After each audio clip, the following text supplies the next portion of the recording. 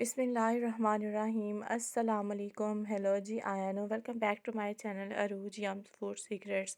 जी कैसी है मेरी YouTube family? I hope so कि सारे अपने घर में खुश होंगे, हंसते मुस्कुराते होंगे और जो है विंटर्स को जो है बहुत ज़्यादा इंजॉय करते होंगे। जी आज की जो रेसिपी मैं आपके साथ शेयर करने लगी हूँ वो है विंटर से रिलेटेड।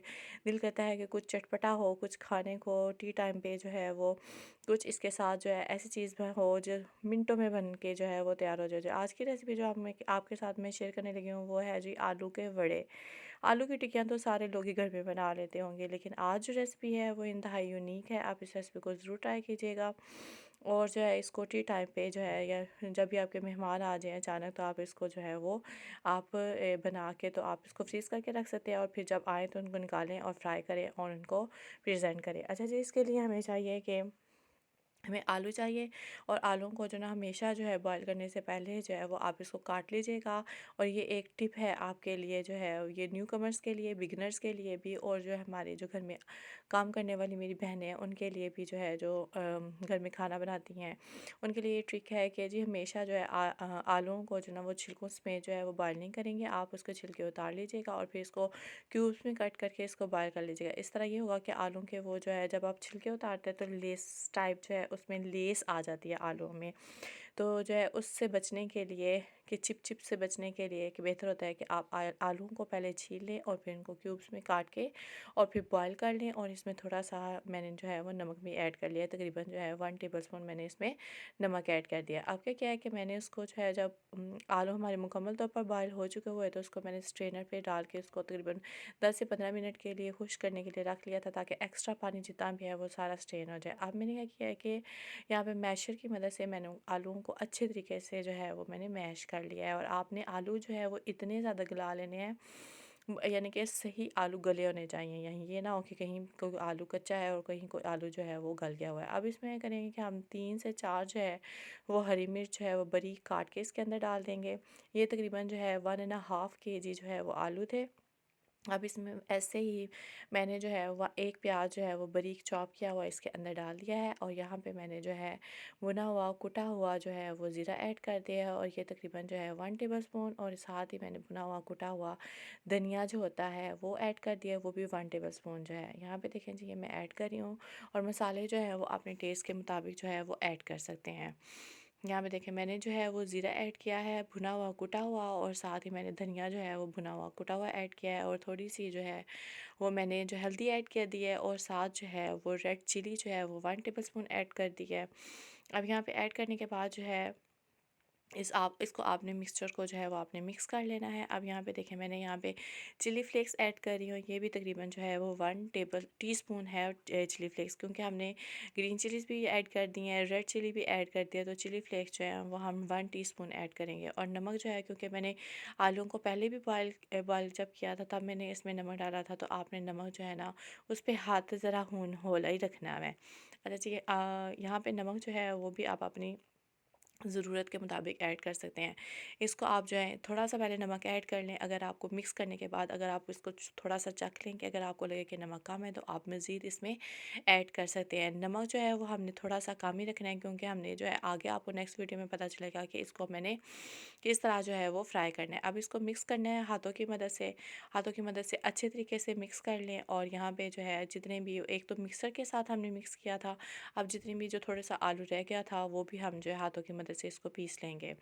अब यहाँ पे खूब सारा आपने जो है वो हरा धनिया ऐड करना है। हरा धनिया ऐड करने से हमारे जो है वो आलू के जो वड़े हैं वो हरे हरे बनेंगे। और आपको ये ज़रूर रेसिपी ट्राई करनी है सर्दियों में, ख़ास तौर पे स्नैक्स पे, या फिर आपके पास घर में अचानक मेहमान आ जाए और वो कुछ करारा खाना चाहें तो आप इनको ये बना के दें। अच्छा जी, इसके साथ ही मैंने क्या किया है कि इसमें हम जो है वो मेन इंग्रेडिएंट जो है वो अनारदाना है। और ये खट्टा अनारदाना है, पहले इसको मैंने अच्छे तरीके से धो के स्टेन करके फिर इसमें जो है इसको जो है वो मैं पीस लूँगी और अनारदाना जो है वो ऐड कर दूँगी। ये तकरीबन 2 टेबलस्पून के बराबर अनारदाना था। ये भी आप अपनी ज़रूरत के मुताबिक आपको जितना पसंद है उतना आप ऐड कर सकते हैं। कोई हार्ड एंड फास्ट रूल नहीं है कि आपने इतना ही ऐड करना है, ज़रूरी नहीं है। आप अपनी जो है मिर्चें जो है और मसाला जो है वो आप अपनी ज़रूरत के मुताबिक जो है वो कम या ज़्यादा कर सकते हैं। अब यहाँ पे देखें मैंने इसमें अनारदाना ऐड कर दिया। अनारदाना ऐड करने के बाद यहाँ पे मैंने जो है भुना हुआ और कुटा हुआ जो है ना कुटा हुआ नहीं, भुना हुआ सिर्फ ज़ीरा जो है ना वो थोड़ा-सा ऐड करूँगी।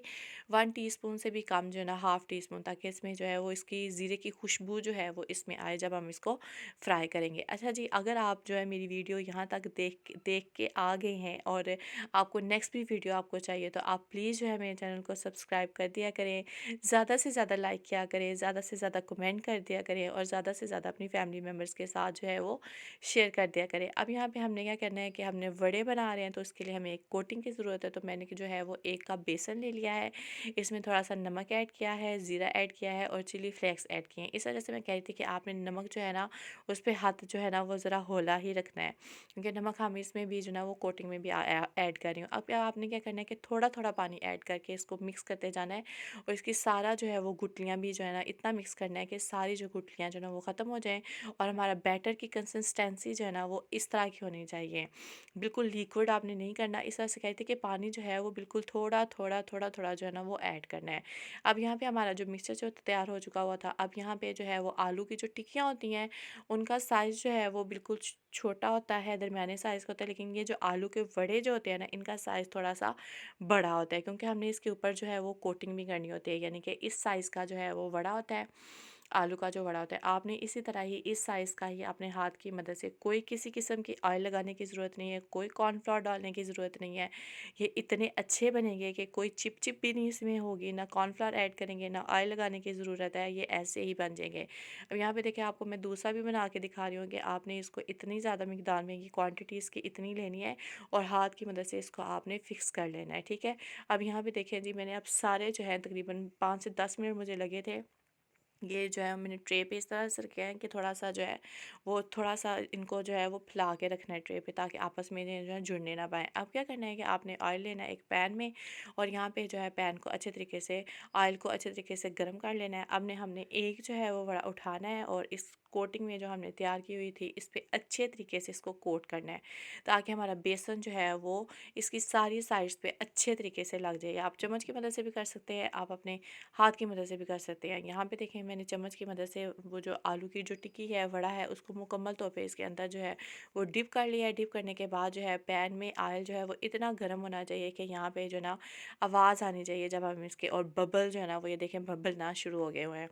अब यहाँ पे 1 बाय 1 में सारे जो है जितने हमने यूज़ करने हैं या जितने हमने खाने हैं या जितने हमने प्रेजेंट करने हैं, आप उतना जो है वो इसको जो है वो आपने इस पे जो है ना वो कर लेना है, इस पे जो है वो आपने फ्राई कर लेना है, ठीक है। फ्राई करने के बाद जो है यहाँ पे आपने, अच्छा जी, आँच का जो है ये ध्यान रखना है कि आपने आँच जो है यहाँ पे मीडियम से हाई रखनी है। हमने लो फ्लेम पे इसको फ्राई नहीं करना है, क्योंकि हमारे आलू पहले ही गल चुके हुए हैं।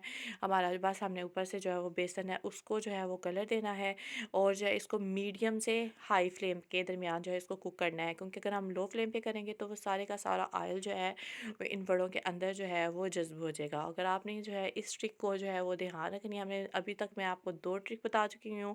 आलू को हमेशा छील के बॉयल करना है और इनको जो है हमेशा जो है वो हाई से मीडियम फ्लेम के दरमियान जो है ना वो इसको कुक करना है, क्योंकि हमारे आलू जो है वो अच्छे तरीके से गल गए हुए हैं। अब इनको मैंने जो है वो, आप घर में जो मैं एक चटनी जो है, जो मैं मेरी इस चैनल पे मैंने एक चटनी भी जो है वो बनाई हुई है, अगर आप उसके साथ प्रेजेंट करना चाहें तो ठीक है, वेल एंड गुड।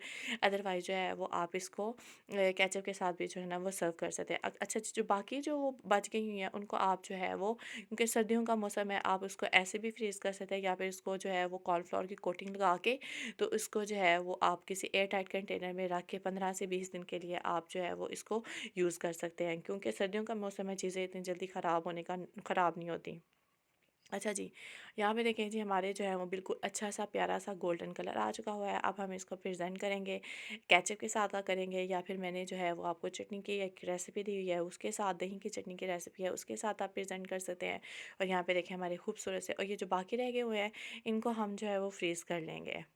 अच्छा जी, आप अपना जो है यहाँ पे देखें कितनी ही खस्ता और जो है मुरकने जो है वो हमारे आलू के वड़े बने हैं। आप इस रेसिपी को ज़रूर ट्राई कीजिएगा। ये बिगनर्स के लिए भी, जिनको कुछ नहीं बनाना आता, उनके लिए भी है, क्योंकि मेरी रेसिपीज़ बहुत ज़्यादा आसान होती हैं, ईज़ी होती हैं। और जो है मेरे चैनल को प्लीज़ ज़्यादा से ज़्यादा सब्सक्राइब करें, क्योंकि जो है इसके व्यूज़ बहुत ज़्यादा कम हो गए हैं। लाइक नहीं करते आप, इसको शेयर कीजिएगा। टिल देन जी, अल्लाह हाफ़िज़, अपना बहुत ज़्यादा ख्याल रखिएगा।